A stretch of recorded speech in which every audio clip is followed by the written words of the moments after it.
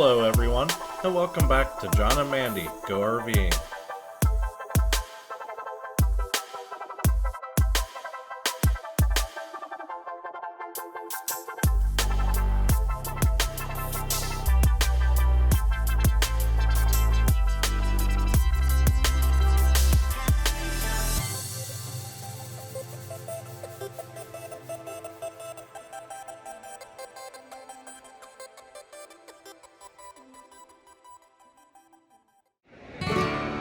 Today we are visiting the historic town of Harpers Ferry in West Virginia, which was a strategic location for industrial purposes during our country's early history, including the Civil War.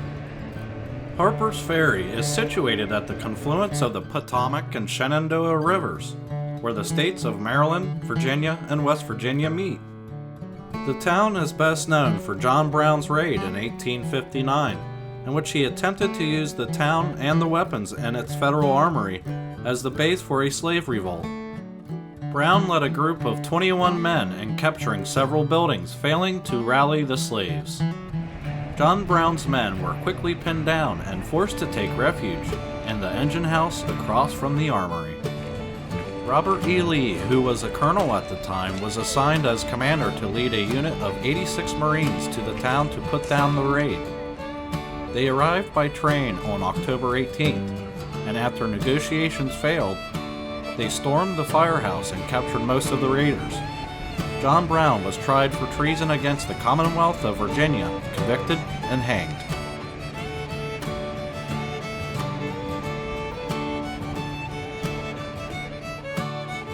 Harpers Ferry was also an important junction point in colonial times and through the early U.S. years by commanding the railroad and canal routes connecting Washington with points west and the Ohio Valley. The Baltimore and Ohio Railroad Bridge, built in 1837, was the first and for many years the only railroad bridge across the Potomac River. It is also the site of the first railroad intersection in the United States, where the older Baltimore and Ohio was met by the newer Winchester and Potomac Railroad. During the Civil War, it was the only railroad link between the northern and southern states. Thus, it was a natural conduit for Union insurgents into the South.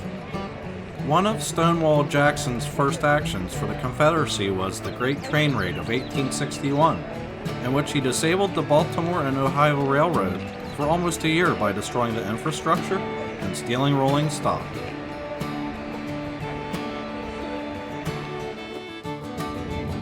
On December 21, 2019, multiple cars of a train owned by CSX derailed from the railroad bridge crossing the Potomac River. Here's the section where the train derailed.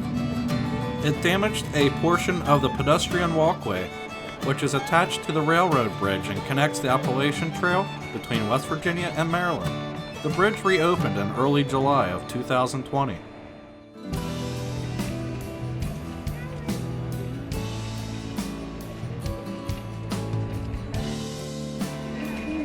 What do you guys think? Pretty cool? Pretty cool, yeah. Definitely worth the visit. Absolutely. You guys want to go do some river riding on some tubes or wave, everyone!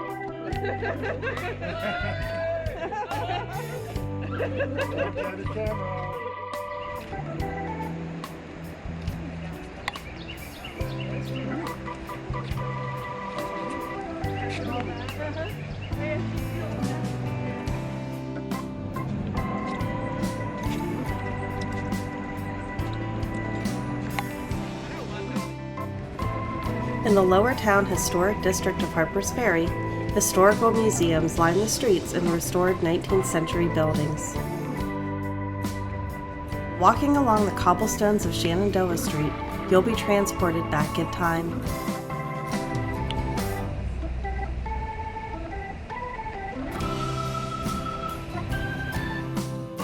You can see historically accurate food shops, clothing stores, and a working blacksmith shop. Two shops along the street that are really interesting are the Provost Marshal office, where you can learn about the town's marshal and all of his duties, and Mrs. Stipe's boarding house. Cornelia Stipes was a widow who operated a boarding house during the Civil War.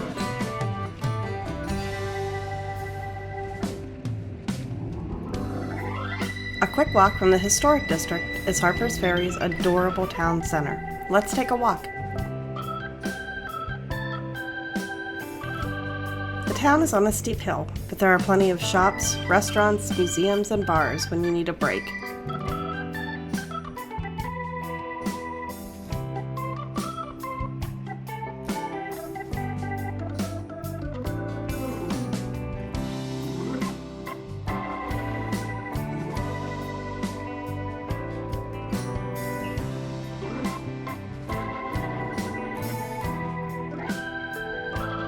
This quaint town has many unique shops, from handmade jewelry and clothing to one-of-a-kind treasures made around the world. Coming up on the right is the John Brown Wax Museum. This is a must-stop when you visit Harpers Ferry. Currently, the price of admission is only $7 for adults. It's a little dated, but well worth the price.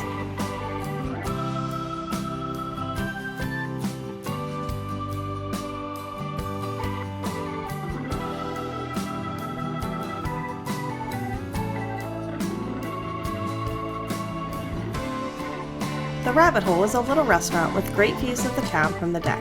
It's a great place to relax and take in the scenery.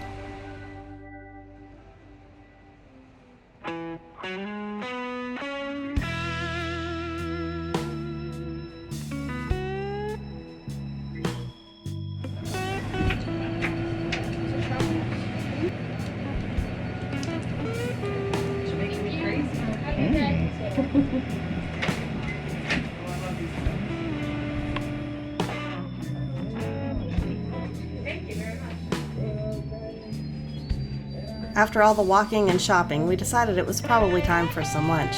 We stopped at the Coach House Bar and Grill. Beer garden open.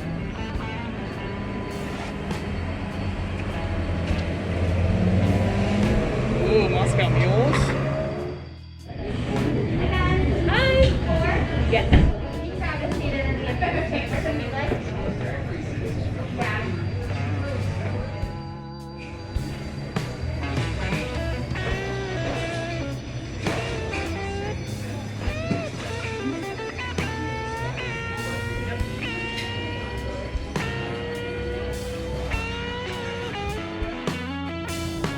This is St. Peter's Roman Catholic Church. It is a tall building that you can see from many different points in Harpers Ferry. The original church was built in 1833, but had some resurfacing done in 1896. This was the only church in Harpers Ferry to survive the Civil War without harm.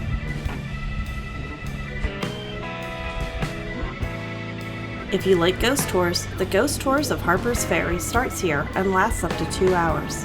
We didn't do the ghost tour, but I'd like to the next time we visit.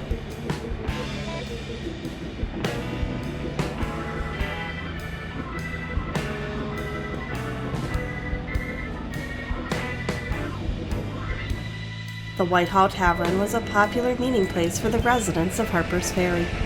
Now you can peek inside from the sidewalk to see what the tavern might have looked like. When a guide is there, you can go inside and take a look around.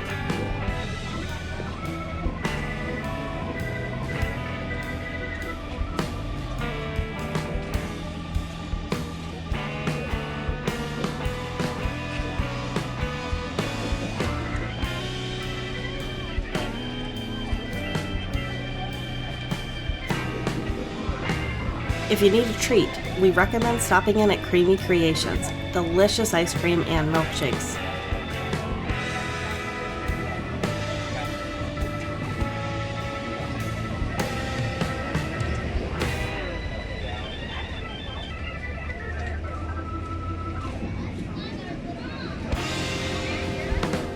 Hannah's Train Depot is a restaurant built inside of a real train car. It specializes in barbecue and seafood. I almost wish we had come here for lunch. If anyone has eaten here, can you let us know your thoughts in the comments? The Hilltop House Hotel was built in 1888 by the Lovett family. The hotel overlooks historic Harpers Ferry and the confluence of the Potomac and Shenandoah rivers. The Lovetts came to Harpers Ferry after the Civil War. They operated the hotel for decades, eventually selling it to Fred McGee in 1926. The hotel changed hands several times over the years, and eventually it fell into disrepair. Famous people who stayed here include Presidents Wilson and Clinton, Mark Twain, Alexander Graham Bell, and other government officials over the years. The Hilltop House Hotel was damaged by fire in 1912 and then again in 1919, with the hotel being rebuilt both times. The hotel is also said to be haunted over the years. One encounter happened near the front desk when a woman in a period dress walked through and into the dining room. When staff entered the room to offer assistance, she was gone. Other instances where Civil War soldiers have been sighted walking the grounds. A phantom Civil War regiment has been reported many times walking up and down the street. Room 66 is said to be haunted by the ghost of a small boy who died in the 1919 fire, which is said to be heard crying in the room. Stories of furniture moving on its own, and sounds of pots and pans clanging in the kitchen after hours when it is closed and no one is in there. There are plans to rebuild the Hilltop House Hotel in the near future, and we look forward to visiting the hotel again once it reopens down the road.